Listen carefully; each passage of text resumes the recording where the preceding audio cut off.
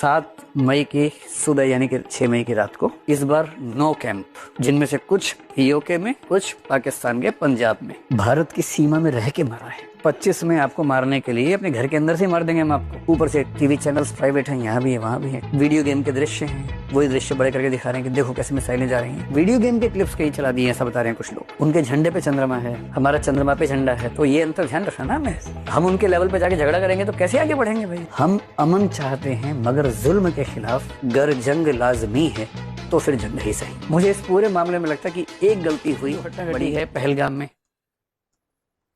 उसमें इन्होंने 26 सिविलियंस को मारा है।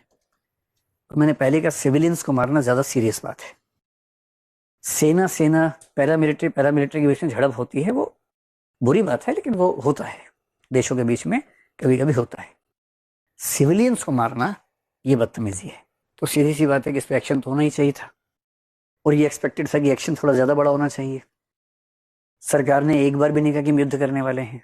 वो तो लोग पबजी खेल रहे थे, उनको लगा कि हो ही जाए, मजा आ रहा है, थोड़ा और बढ़ाओ ना, ठीक माहौल बन रहा है अभी। इस बार 14 दिन लिए, फिर सरकार ने कहा कि अब हम सायरन खेलेंगे 2 दिन तक, सिविल डिफेंस। पाकिस्तान ने सोचा अच्छा सिविल डिफेंस अभी छुट्टी है हमारी, और उसी रात को अचानक कांड कर दिया। 7 मई की सुबह यानी कि 6 मई की रात को पहली बार LOC के नजदीक एक कैंप, दूसरी बार पाकिस्तान के अंदर 50 किलोमीटर दूर एक कैंप, इस बार 9 कैंप, जिनमें से कुछ पीओके में, कुछ पाकिस्तान के पंजाब में। और पंजाब में भी एक जगह नहीं, बहावलपुर में भी, मुरीदके में भी, और पीओके में भी एक जगह नहीं, मुजफ्फराबाद में भी, सियालकोट में भी।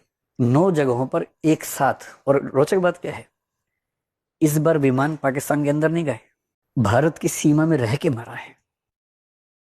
आप मिलिट्री एडवांसमेंट समझ पा रहे हैं इसके पीछे, जिसको आजकल हम बोलते हैं AI ड्रिवन जो वॉरफेयर है।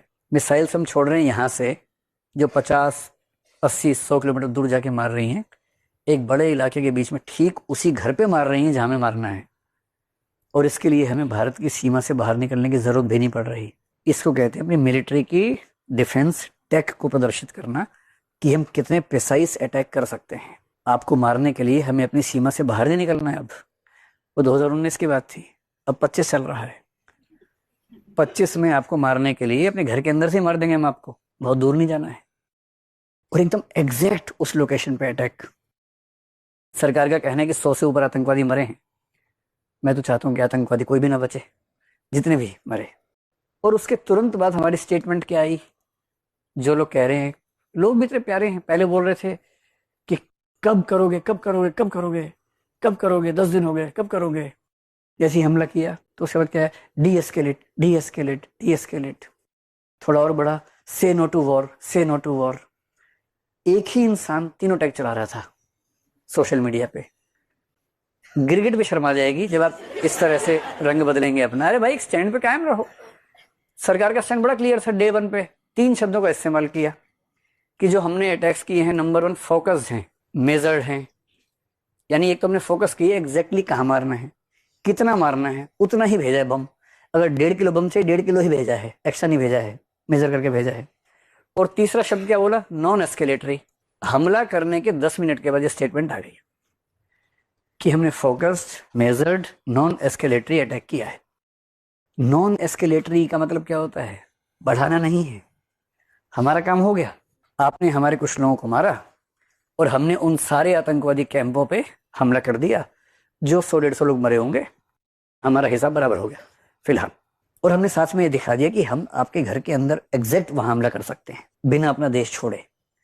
पिछली बार हमारा एक पायलट वहां गिर गया था, फिर उसको कूटनीति से, डिप्लोमेसी से हम लेके आ गए थे।